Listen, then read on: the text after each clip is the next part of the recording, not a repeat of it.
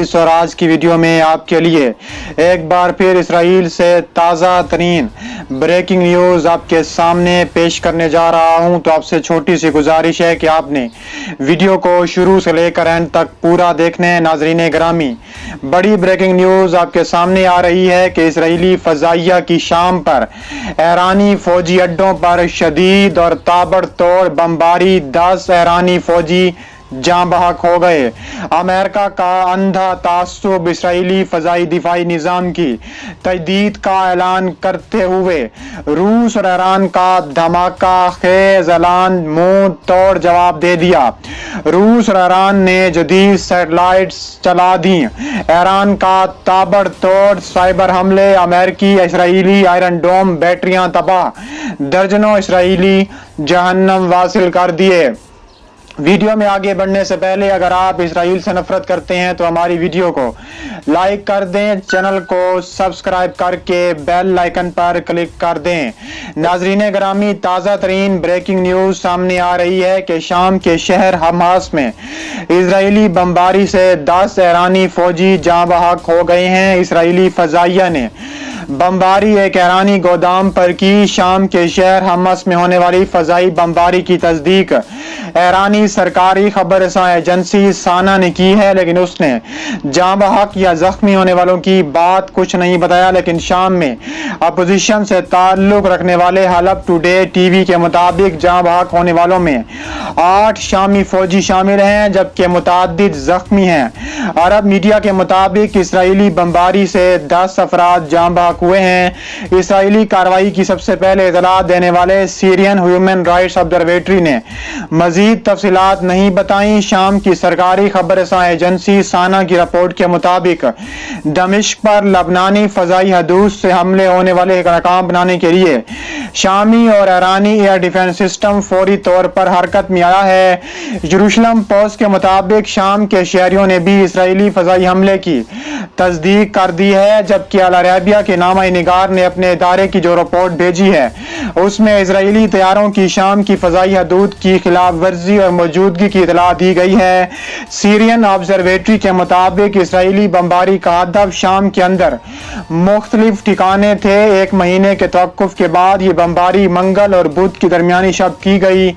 موصولہ اطلاعات کے مطابق جس وقت بمباری کی گئی اس وقت دمشق ہوائی اڈے کا علاقہ زوردار دھماکوں سے لرز اٹھا۔ وسطی ایشیا کے علاقے الزمیر میں شامی ایئر ڈیفنس کے علاقے میں بھی زوردار دھماکوں کی آوازیں سنائی دی گئیں۔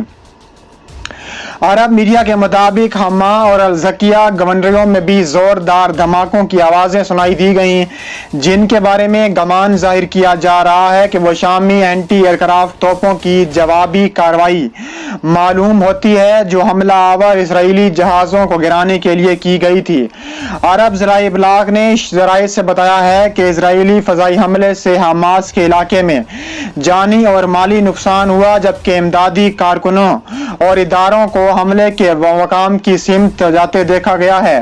الزمیر کے علاقے میں شامی فوج کی اسلحہ گودام میں بھی دھماکوں کی آوازیں سنائی دینے کی اطلاعات ملی ہیں۔ دمشق کے بین الاقوامی ہوائی اڈے میں رواں مہینے کے آغاز سے ہی سرکاری فوج نے بنا کسی وجہ کے سیکیورٹی ہائی الرٹ کر رکھی ہے۔ فلسطینیوں کے راکٹ حملوں کے بعد امریکہ نے ایک بار پھر صہیونی ریاست کے فضائی دفاعی شیلڈ آئرن ڈوم کو اپ گریڈ کرنے کے لیے اسرائیل کی مدد کا اعلان کر دیا۔ ایران کا بھی منہ توڑ جواب دینے کا فیصلہ۔ ایران کا ساتھ دینے کے لیے روس میدان میں آ چکا ہے۔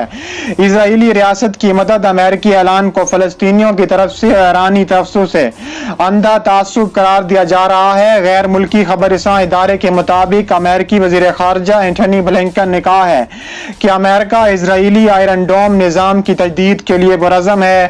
بلنکن نے امریکی ایوان نمائندگان کی خارجہ امور کی کمیٹی کو امریکی صدر جو بائیڈن کی 2022 کے بجٹ کی درخواست اور محکمہ خارجہ کی پالیسی کی ترجیحات کے بارے میں بیان دیتے ہوئے کہا ہے کہ ہم اسرائیلیوں کے ساتھ مل کر ان کی ضروریات کو مکمل طور پر سمجھنے کے لیے کام کر رہے ہیں۔ उन्होंने कहा है कि इसराइल की मदद के लिए कांग्रेस के साथ मिलकर काम करेंगे। गजा की पट्टी पर हालिया जारियत के बाद आयरन डोम के जखीरे को मुकम्मल करने के लिए इसराइल की जानिब से $1 अरब माली इमदाद की दरखास्त के बारे में ब्लिंकन ने कहा है कि यह मामला ज़ेरे गौर है। हम इस बात को यकीनी बनाने के लिए आपके साथ मिलकर काम करने के मुंतज़िर हैं। ब्लिंकन ने बाइडेन इंतजामिया के इस मौक़िफ़ का अदा किया कि इसराइल को यह हक हासिल है कि वह यहूदी बस्तियों पर फायर किए जाने वाले फलस्तीनी रॉकेटों से अपना दिफा करे। इसके अलावा रूस ने ईरान का साथ देने का फैसला किया है। रूस ने पड़ोसी मालिक पर नजर रखने के लिए ईरान को सैटेलाइट सिस्टम देने की तैयारियां मुकम्मल कर दी हैं। वाशिंगटन पोस्ट के मुताबिक रूस ईरान को जदीद तरीन सैटेलाइट सिस्टम देने की तैयारियां कर रहा है, जिसकी मदद से ईरान अपने पड़ोसी मालिक बिलखसूस इराक इसराइल में बहुत बड़ी तबाही मचा सकता है। दूसरी जानिब ईरान ने अपनी साइबर सिक्योरिटी सिस्टम और साइबर सैटेलाइट्स इसराइल के खिलाफ धमाके कर दिए हैं। इसराइल की मुतादिद आयरन डोम की बैटरियां तबाह बर्बाद करके रख दी हैं।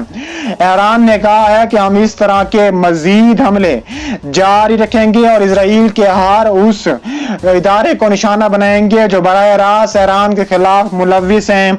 इसके लिए ईरान को जदीद तरीन सैटेलाइट सिस्टम रूस की जानिब देने से तैयारी कर रहा है, जिसकी मदद से ईरान अपने पड़ोसी मालिक बिलखसूस इराक में कायम अमेरिकी Israeli military base, Saudi oil fields और इसराइली मिलिट्री बेस पर गहरी नजर रख सकेगा।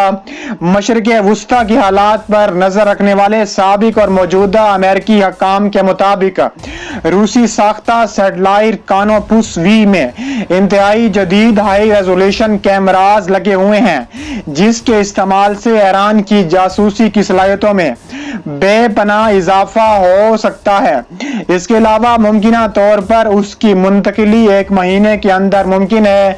दूसरी जानिब ईरान ने ऐलान किया है कि हम हर सूरत इसराइल को निशाना बनाएंगे। हम किसी से नहीं डरते, इसराइल हो या अमेरिका, हम दोनों को बराबर समझते हैं और दोनों को बराबरी की सतह पर ही ताबड़तोड़ हमलों से निशाना बनाएंगे। इसके अलावा ईरान ने ऐलान किया है कि हम इसराइल की ईंट से ईंट बजा देंगे, चाहे उसमें अमेरिका ही क्यों न शामिल हो। अमेरिका भी हमारे सामने आएगा तो अमेरिका को भी उड़ा कर रख देंगे।